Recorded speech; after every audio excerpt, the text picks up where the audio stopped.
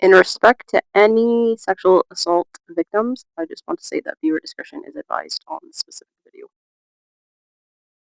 The Christian church has absolutely no reverence and no fear for Yahuah. There is zero respect left for Yahuah any longer.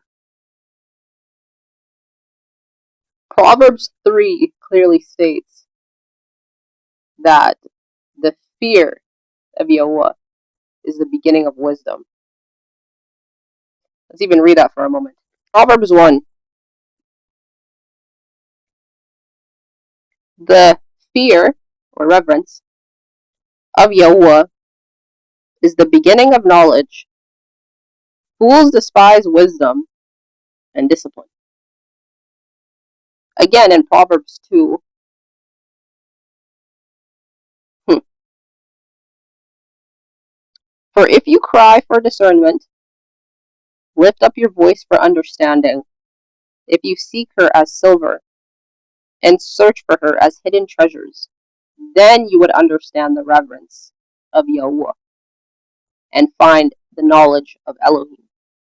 For Yahuah gives wisdom. Out of his mouth, knowledge and understanding.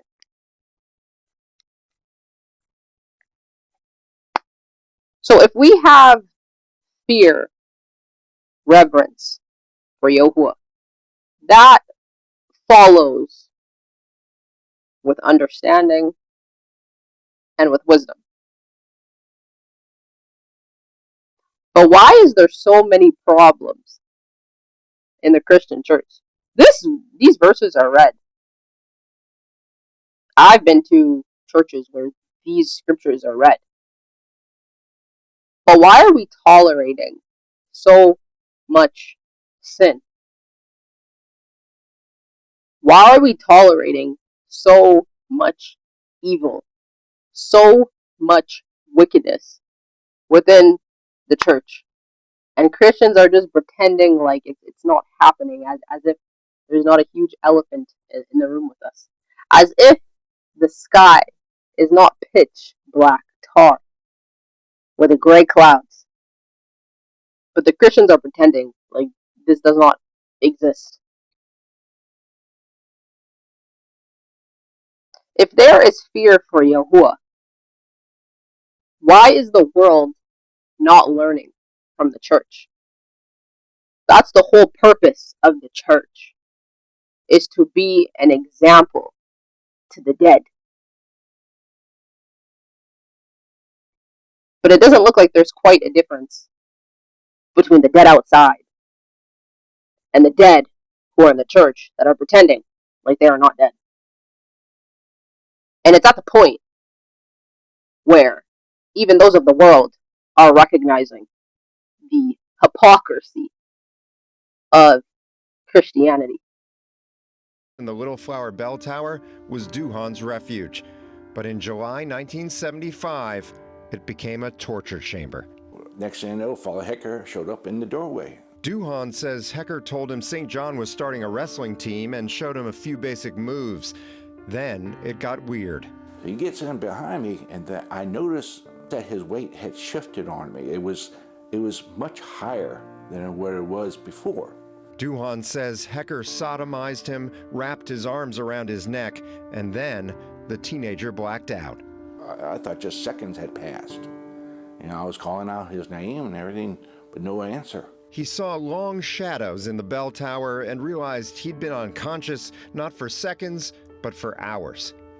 Come on, Neil. You know, I had to get out of that church. Right. A few days later, Duhan told his mom what happened. My mom just kind of looked at me. You know, I could tell that my mom was in shock. His parents said nothing more about it.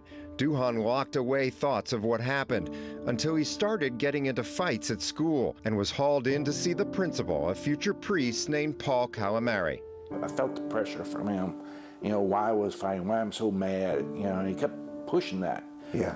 And at one point, I just blurted out to him. I told him the exact same thing I told my mom. He told Calamari that Hecker him. He got mad at me. He blew up like a pufferfish.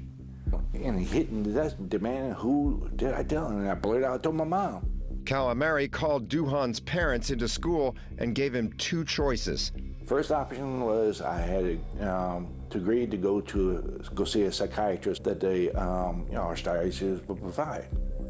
Or B, get expelled.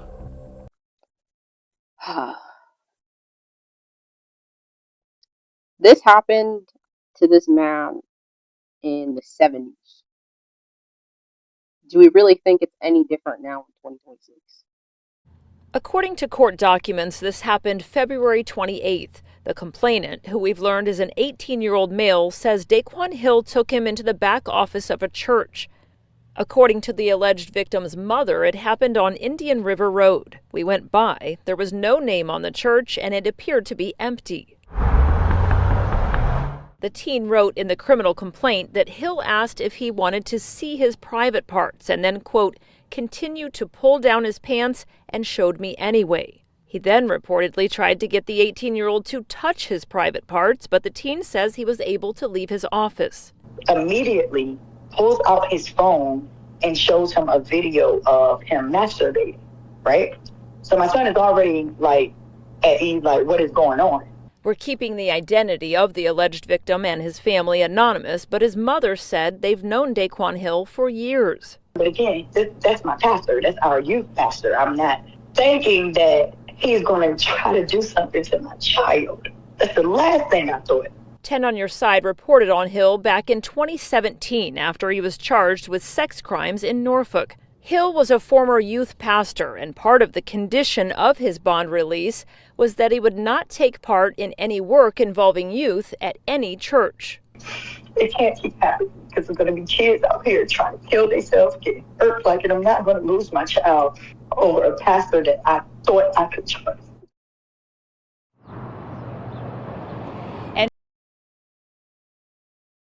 I just read an article of a girl, well, it's not a girl anymore, but a 30-year-old woman who was hurt by a pastor when she was 14 years old. And she is now coming out, and he's now being charged just because she was so fearful to hold this man accountable, because he told her at that age that if you say anything, your whole world is going to be flipped upside down. And I will add that here so that you guys can read it if you want, and I'll even put the article in the description, as well as this video I just played now. I think it's worth seeing the pain that these people have to go through for the rest of their lives, just because people don't have respect for other people. Do we really think that it's any different now, or is it worse? If a little leaven leavens the whole lump, why is this still happening? And why is this happening in the abundance? In fact, it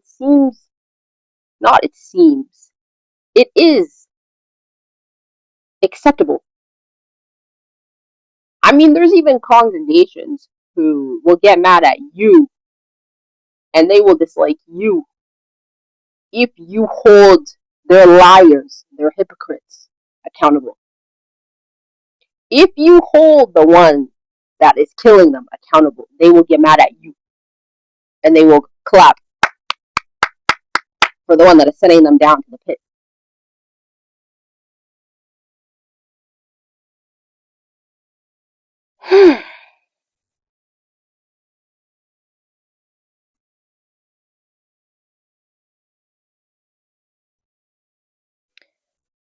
Hi, but woe to you, scribes and Pharisees, hypocrites, because you shut up the rain of heaven before men, for you do not go in, nor do you allow those who are entering to go in.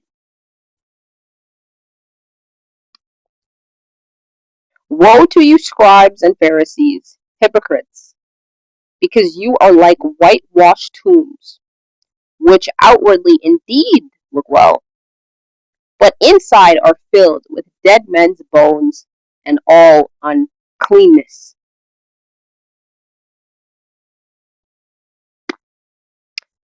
The 23rd chapter of Matthew, I was laughing when I was reading, not because this matter is funny, but just because of how spot on the connection is from these pastors and these Catholics to Yahusha calling out these Pharisees and scribes.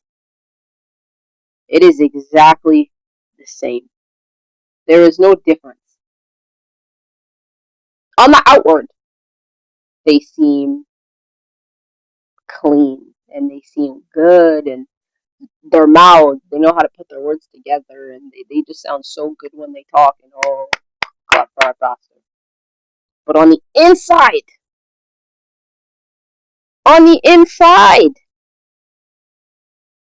you are filled with dead men's bones and all uncleanness. You don't enter, nor do you want anybody else to enter. And that is exactly what is happening in the Christian church. If these pastors are diluting, because if we are accepting this, it's not like, this is not just about the harming of children. You know, this goes in every single category. Christianity completely has become complacent with sin. It starts with the slandering. It starts with the gossiping. It starts with the hate. How are you Christian and you have a matter with somebody and you see them at church and you don't try to fix this matter?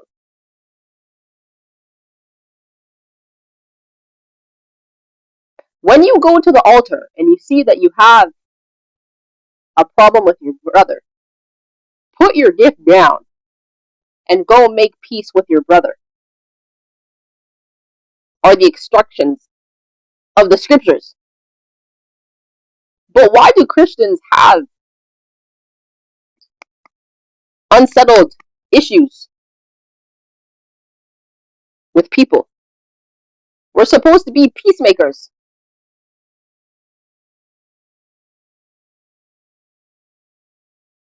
Blessed are those who are peacemakers, for they will be called the sons of Elohim.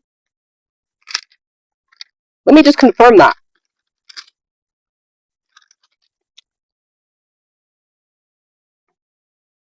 Exactly. Matthew 5, verse 9.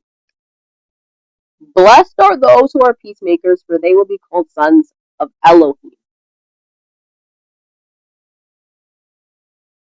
It's the hate, the undesire to make peace, to be at peace.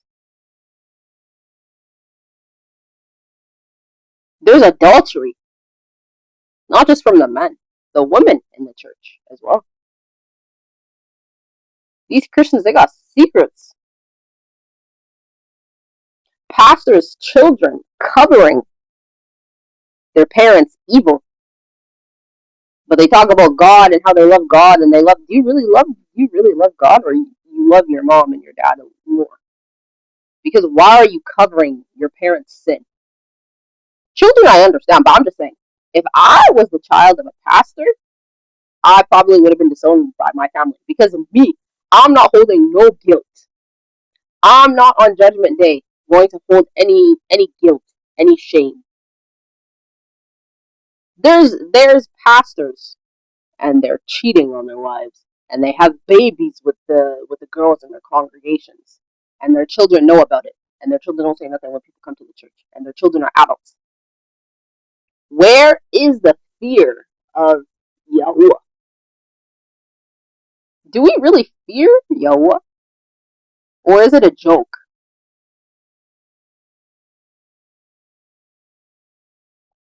There is no fear for Yahuah anymore in the Christian church. There is none. This video I posted was from 1970, and this is still happening today.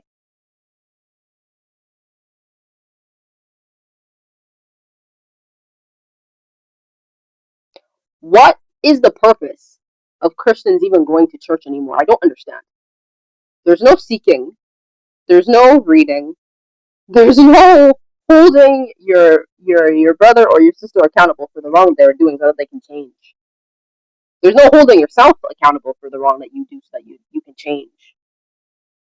Because we are to be perfect. Be perfect as your Father is perfect. Be perfect as your Father in heaven is perfect. Like at this point, Christians literally just go to church just so they can say, just for their conscience, you know you are wrong. You know you're guilty. But I really believe that just them sitting in the chair clears their conscience. Conscience. It's not about God or the Lord anymore. It's about themselves. Because if it really was about Yahuah, if we really did have respect for Yahuah, if we really revered Yahuah, honestly, we really had respect for him, we would not let it get to this point. Because a little leaven leavens the whole lump. Scripture even advises us that we should not even eat with somebody that says that they are a brother and they whore and they're a swindler, so they're deceptive to get their money. A lot of pastors do that. They manipulate you, talking about tithes and offerings, and they're not even Israelites. Tithes itself is for the Levites. This is extremely important, and I really want to emphasize the manipulation of this scripture. So we will read it for anybody who wants to. Is Numbers 18, and we'll start at 21. Okay. And see, I have given the children of Levi all the tithes in Israel. That's just Israel in Hebrew. Yasharal, but Israel. As an inheritance in return for the service which they are serving, the service of the tent of appointment. So in return for their service at the tent of appointment, they get the tithes. And it specifically says Levi. Okay? And let the children of Yasharal no more come near the tent of appointment, lest they bear sin and die. Because the Levites shall do the service of the tent of appointment, so they themselves bear their wickedness. A law forever throughout your generations, that among the children of Yasharal they are to have no inheritance. But the tithes of the children of Yasharal, which they present as a contribution to Yahuah, I have given to the Levites as an inheritance. That is why I have said to them, among the children of Yasharal, they have no inheritance. So you can see specifically how Yahuah even said that if anybody comes in the place of the Levites, that they will die. Any of the other tribes, because we know that there's 11 more tribes. There's 12 tribes of Israel, of Yasharal. Tithing was specifically for the Levites and only for the Levites. Why are people who are not of Levi asking for tithes? That is manipulating scripture, and it shows the lack of respect for Yahuah and for what Yahuah has commanded. Why are they twisting what Yahuah has commanded? Why not just ask for donation, but they manipulate you? When clearly here you could even find for yourself going forward who tithing was for and only for, not even the other tribes of Israel. Let's continue. One of the tribes of Israel, because they were the priests. Why are pastors that are not Levites or even Israelites asking for tithes? That is manipulation. That is swindling. Do not even eat with a swindler, with those who whore, those who are greedy of gain. But your leaders are the ones who are doing these things.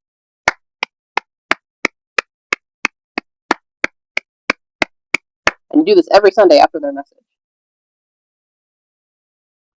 Christianity is under judgment, not because of anything but what they have asked for, without realizing it. But it's because nobody really cares, that's why. Nobody cares about Yahuah. We have asked to get punished. I said 2 years ago, and I remade the video last year, I believe. But I clearly stated that Christianity is coming to an end, and Yahuah is cleaning. He is cleaning this place. Because we do not want to clean it. We do not fear Yahuah. We do not have respect for Yahuah. We do not mean it when we say, I love God, I love Jesus.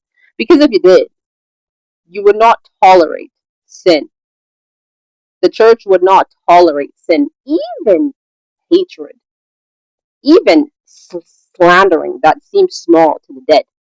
But the person that reads this understands why even slandering is so deadly. How much more whoring? How much more adultery? How much more stealing? Honestly. And murder. There's pastors that are murderers. And they hold a microphone every Sunday in the congregation. Don't know, because there's no discernment. The fear of Yahuah is the beginning of wisdom. And this also applies to discernment. How is it that there's people who go to church for even 2 years, 7 years, 10 years, 20, 30, and you don't know that your pastor is cheating on his wife? Why is there no discernment? How is it that you identify with this is I love Jesus, but you don't have any discernment? That literally doesn't make any sense. Because Yahuah and Yahusha, they are not liars. They do not lie. Why is there no growth in the church? Why is there no spiritual gifts? Honestly. Everybody loves talking in tongues, but you're literally just babbling. It's not a language. Tongue is a language. Where is the language? Where is the foreign language? You only speak English. You should be speaking in Greek. You should be speaking in Arabic. You should be speaking in Yoruba, a language that you don't know. That is what it means to speak in tongues. It's not the babbling that you guys are doing in your buildings. Where is the discernment? Where is the discernment? Where is the understanding to know that there's an intruder and he's coming to vandalize your church tomorrow? Why does nobody in the church have that discretion? Where is the deep wisdom? Where is the deep understanding?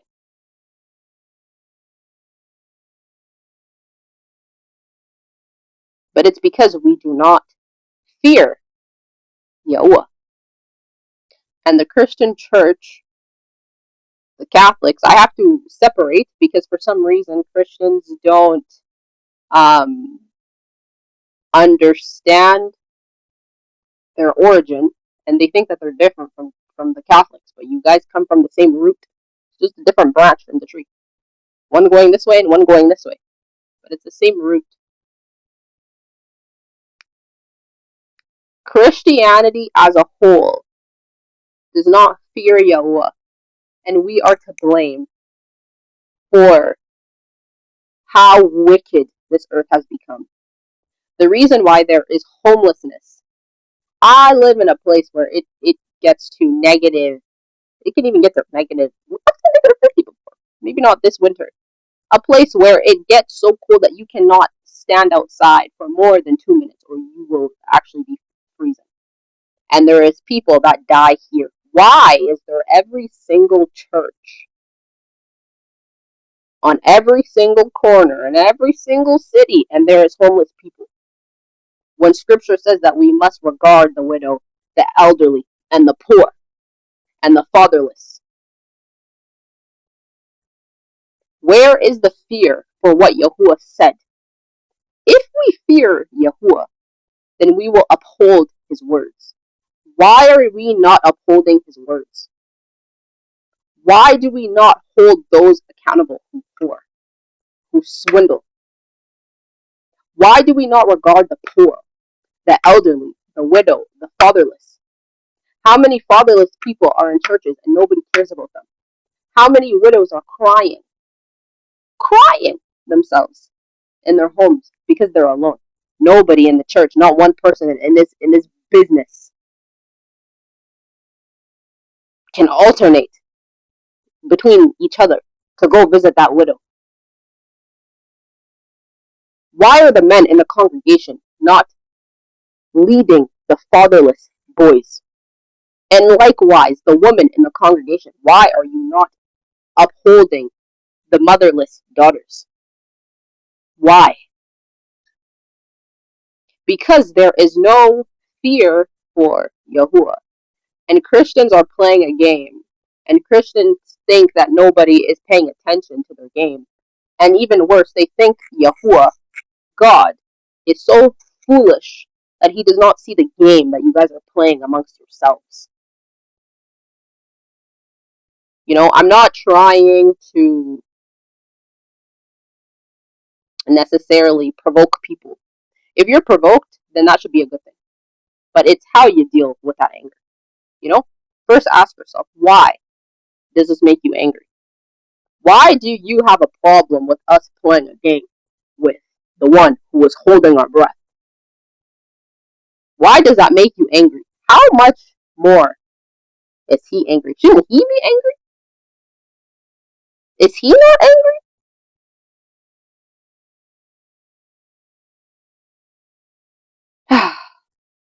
This game that has been going on in Christianity, it's too much.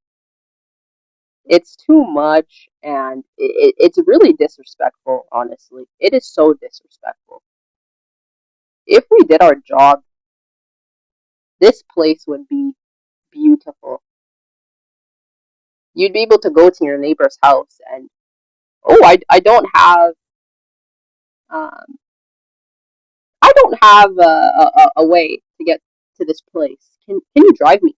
You should be able, anybody, it doesn't matter where you live, you should be able to knock on your neighbor's door, and your neighbor should have the heart to assist you. Because Christianity is so large, their impact, they would have done their job and taught us what this says. But they're not. They've turned Christianity into motivational speeches, honestly. When I'm talking about Christianity, I'm not talking about this. This is beautiful. This is the most beautiful thing I've ever read. I'm not talking about this, okay? I'm talking about the lack of respect, and the lack of the reading, and the lack of teaching, and the lack of reverence, fear for Yahuah in Christian churches. Because they're not reading the Bible in full anymore. They simply are using it as an excuse to do evil in this earth and to make the Messiah look bad. Because at this point, what are we doing? You know? What are we doing?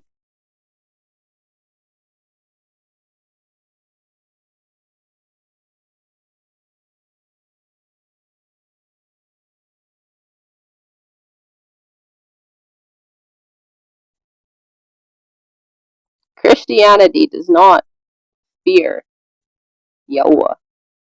And because of it, We are in big trouble. We are in big trouble. He will judge the church. The video cut without me realizing it. But, in short, in summarization, because we do not want to uphold our duties, we can't just say, I believe in God, or I follow Jesus. We still call him Jesus. You know, people of the world, if they conduct themselves in a specific way, it's fine. I put a scripture from 1 Corinthians on the screen earlier, and it said that for what do I have to do with judging those who are outside? Do you not judge those who are inside?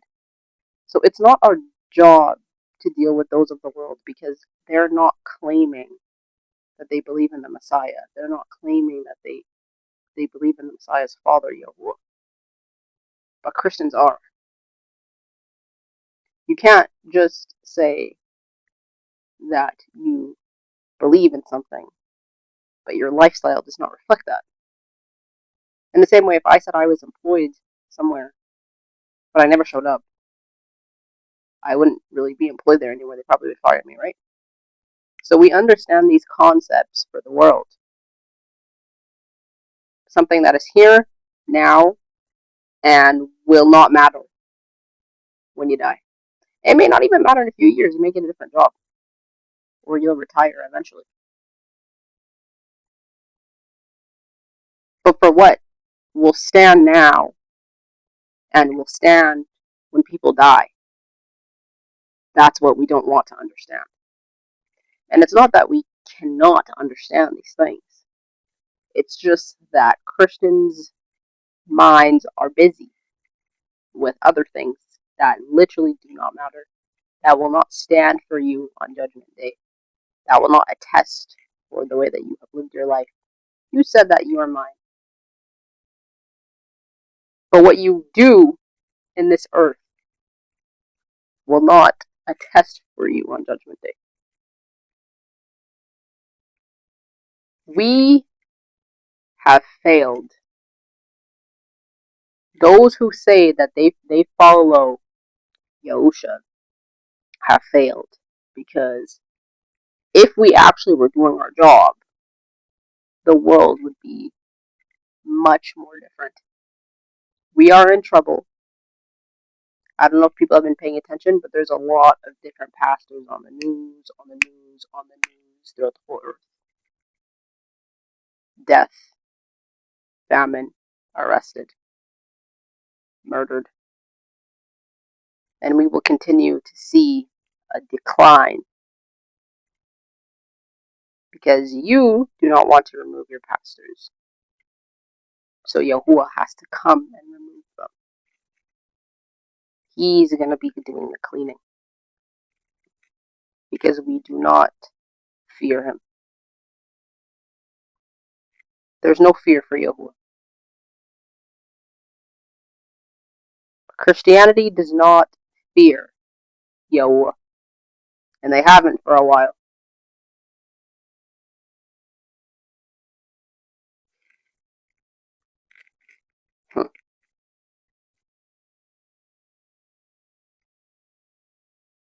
Yahuah will not be mocked.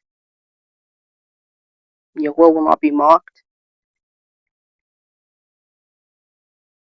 I believe that he has been patient enough. And look, right now the sun is still shining. And this earth is wicked. A place where we do not regard the homeless or people that are in need. Imagine if one city put all their money together. We don't do that. The Christians, they don't do that. Because there is no reverence for Yahuah.